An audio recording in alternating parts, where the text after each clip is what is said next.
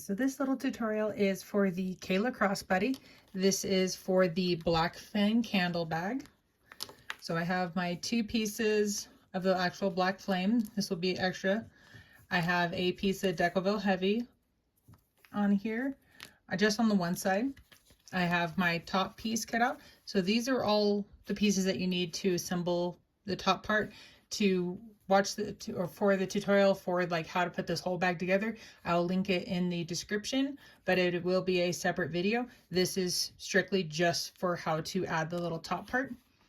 So the first thing we need to do, we need to find the center of our top, but we're not making any snips yet anyway. So I'm just making a little marking, take my marking pen, kind of marking at least a little, a decent area, because I'm not exactly sure where the center is going to be when I fold it the other way. There we go. Okay. Okay. So now at least I have my, there's my center. And then I can mark the sides of my thing so that way I know how far up I need to go. And then all you have to do is take like a little damp rag and wipe off the areas, or you can always wipe it off afterwards. You're going to need to get an X-Acto knife or something to be able to cut this. So those little up marks here and here were to show the width of my candle, because I do not want this to be any larger. I'm actually going to go just to the inside of that mark, and I'm going to cut right down the center line. You just take your time with this, don't be in a rush.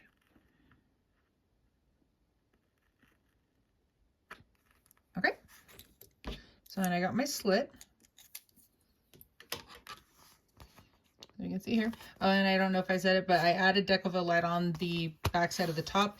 If you decide you don't want to do Decoville or any kind of interfacing on the Kayla canister, or the Kayla Crossbody, which is a canister essentially, you don't have to put this. But I will say it is nice to have this on here, or at least a smaller circle of it right in the middle, to help with the reinforcement when you sew these into it. So at least a little piece of it. You don't necessarily need the whole thing. Okay, so something else I'm going to do I'm going to try this. We'll see how it works out. I have a thought that maybe this might work out. But on other things that I've done, I add foam in it, and it gives us this really cool 3-dimensional kind of puffy look.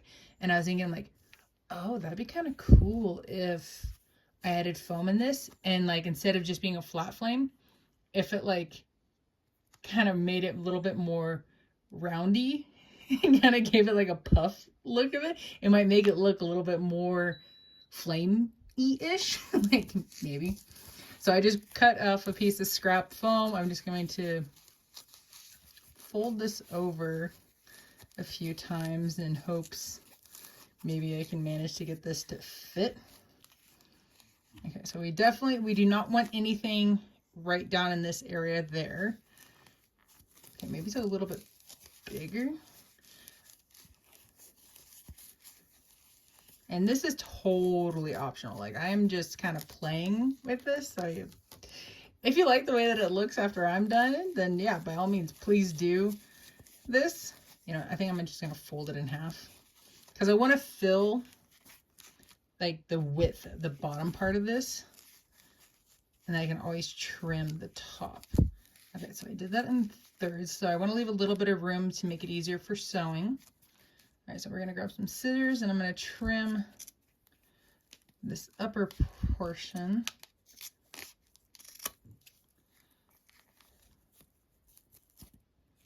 Okay, you're kind of just, there we go. And I can actually see what I'm doing. So just trimming that foam kind of in the shape of the flame, kind of playing with it. Okay, at this point, I just need to kind of, I don't want to let go of that foam. So if you decide you don't want to do the foam, you don't have to, because it does add a little bit of trickeriness to this. Okay, there we go. And then again, I'm not clipping this because I am not sewing these together. Those are being left open. So once I get it clipped together, I'm going to sew from here. Make sure to backstitch really well. Go up, around the curve, come back down, and I'm going to end back over here. So I'm going to get this finished, clipped together, and then I'm going to sew this, and you're just going to sew it at 1/8 of an inch. Okay, and then if you can, even if you're not doing the foam, you want to try to get the sides, the front and the back, to line up to the best of your ability. If it's not perfect, it's going to be okay, because you can always just go around once it's sewn together and just trim off anything that hangs over. But it looks like I'm ready for some sewing, so I'm going to go ahead and sew this at 1/8 of an inch.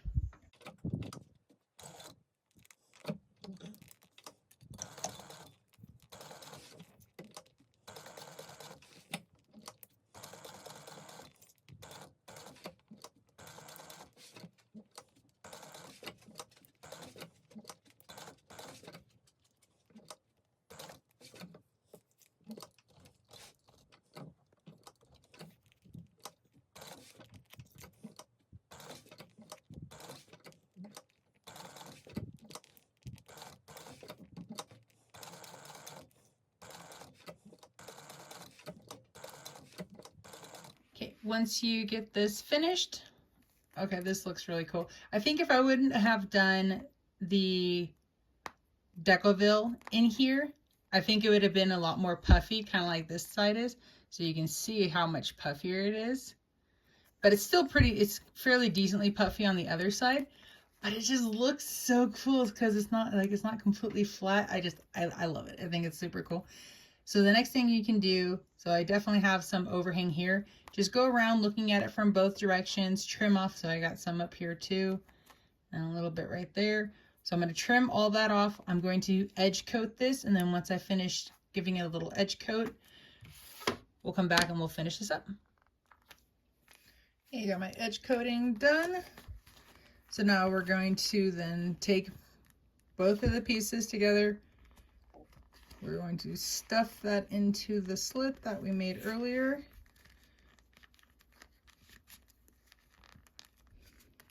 Might take a little bit of finagling.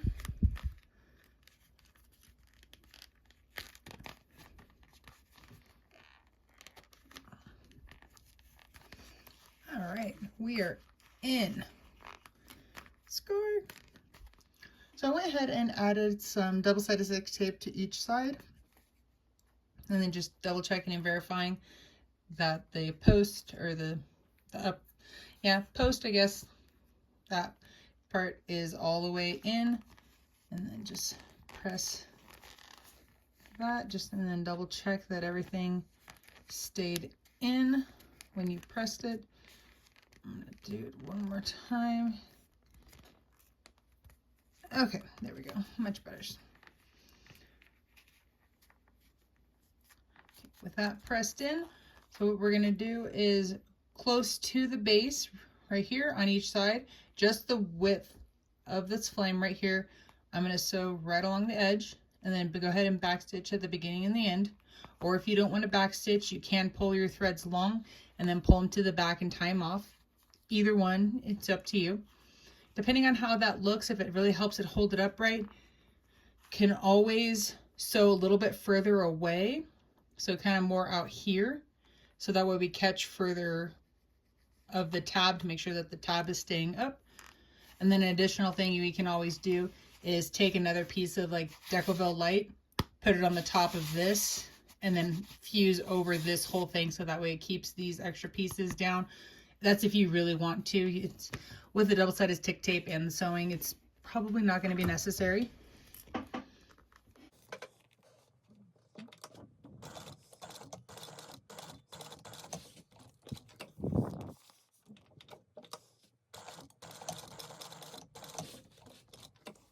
Okay, there it is. We got our black flame. So yeah, it can kind of get pushed around a little bit, But if you were worried about or concerned about it being upright, what you could always do is add a piece of stabilizer to each side towards the bottom. And so then it kind of was like more into the stem, and then it came over to these sides like this. So it'd be all the way down in here.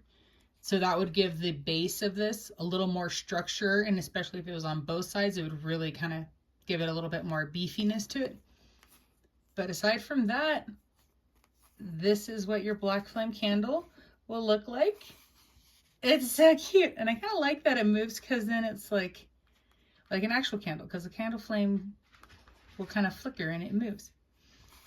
But yeah, there you guys go. So again, this is the quick tutorial on how to add your black flame to the Kayla Crossbody.